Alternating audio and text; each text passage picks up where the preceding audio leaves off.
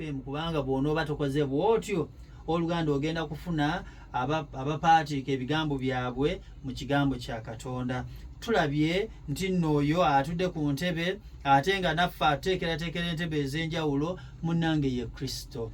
Kabaka asinga obukulu yaweebwa obuyinza bwonna mu ggulu ne ku nsi. Matayo 19:28 n'ayongerako ebigambo bino. Matayo 19 olunyiriri olwa 28 agamba bw'ati nti Yesu n'abagamba nti mazima mbagamba nti mmwe abangoberera mu mazaalibwa ag'okubiri omwana w'omuntu bw'alituula ku ntebe ey'ekitiibwa kye nammwe mulituula ku ntebe 12 nga musalira omusango ebika 12 ebya Isirayiri.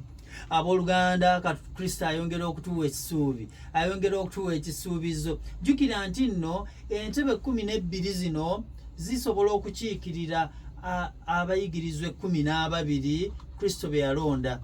Naye abayigirizwa 12 abo Kristo be yalonda baali bakiikirira ebika 12 ebya Isirayiri. Kitegeeza nti nno nga otudde wamu ne Kristo mu ntebe ezo 12 kitegeeza oluganda oli ku balonde be.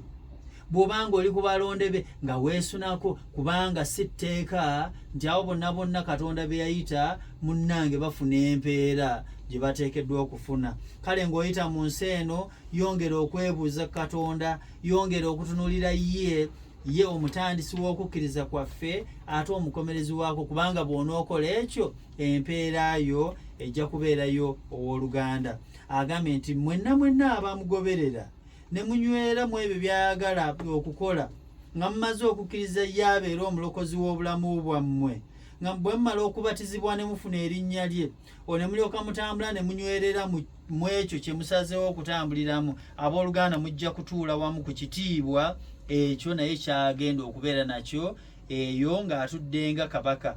Kale gwe ategedde ekitiibwa ekyo ky'oba osuubira okufuna, ekitiibwa ekitafaananyirizibwa byansi, owooluganda yongera okunywera, yongera okwebaza buli lwakuwa ekisa okulaba nti nno otambula nga ye bw'akulagira era nga bw'asiima. Kuba bw'onooba tokoze bw'otyo ojja kuviiramu awo owooluganda batera okugamba ng'ayokya omusota, bakuyita kwokya oba kubabula ngaayo ky'omusota, kubanga bw'onoogwokya kati nga wano ewaffe ng'oggyeko bannaffe abeegindi gwe kijja kukubeera kizibu okugulya.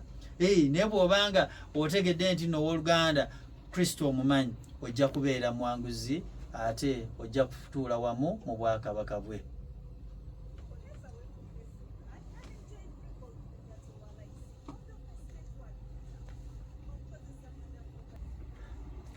Twebaza olw'obubaka obwo ate nga tubwetaaga abooluganda kubanga emirimu gya Katonda girina okugenda mu maaso. Kale tugumire ffenna embeera sinakuguma, wabula twebaze Katonda nti waliwo abakkiriza okujja okuyisa obubaka ng'obwo ku leediyo yaffe eya Namirembe. Zabbuli ey'ekyenda olunyiriri olwokubiri, Zabbuli ey'ekyenda olunyiriri olwokubiri neeyongerako ebigambo bino nti ensozi nga tezinnazaalibwa era nga tennabumba nsi n'ebintu okuva mu mirembe gyonna okutuusa mu mirembe gyonna, ggwe Katonda. Nti ebyo byonna ebyogerebwako, kyokka ate nga tumanyi nti nno n'ensozi zaatusooka ffe okubeerawo ng'abantu. Owooluganda kitegeeza nti nno Katonda yaliwo. Bw'abanga yaliwo tulina kwenywereza ku ye, tulina kutunuulira ye, tulina kwesiga ye kubanga ebyaffe abimanyi, abiyinza, abisobola, ate n'omunnange asobola n'okubyekyusiza ye nga bw'asiima era nga bw'ayagala. Kale gwe kasita onywerera mu ye owooluganda ojja kufunamu, tojja kuggweerayo awo kubanga Katonda atwagala, y'ensonga lwaki yawaayo n'omwana we kaakano gwe tutunuulira.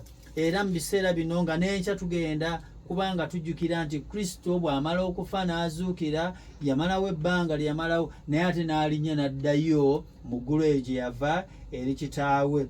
kale ngazzeeyo n'aweebwa obuyinza bwonna, oba before nga kuddayo na mu ggulu, ng'aweereddwa obuyinza bwonna mu ggulu ne ku nsi. Oyo no gwe tutunuulira ye nannyini buyinza, yatugabirako oluusi abamu n'abafuula aba CEO, abalala n'abafuula abaawule, abalala n'abafuula ababuulizi, abalala n'abalinnyisaako, abalala n'abafuula ba minisita, abalala n'abafuula ba pulezidenti, abalala n'abafuula bakabaka. Ye nga bw'ayagala buli omu amusaanyiza oba amuteeka ye w'aba ayagadde. Kati bw'obanga otegedde nti nno Katonda ate n'omwana we bakuwa obuvunaanyizibwa obwo, owooluganda ng'okkakkana era